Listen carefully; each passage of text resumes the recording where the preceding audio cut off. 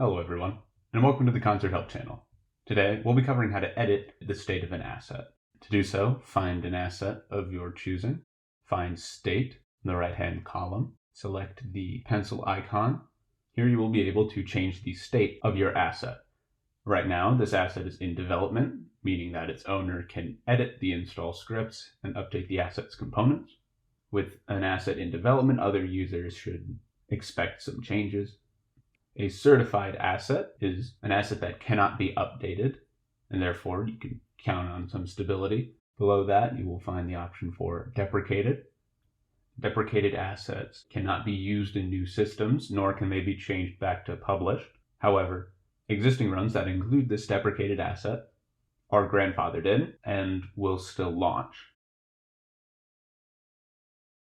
If you would like to learn more, feel free to check out the other video tutorials on this channel.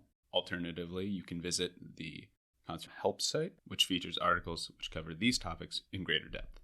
In the meantime, I hope you found this video helpful, and thank you for using CONS3RT.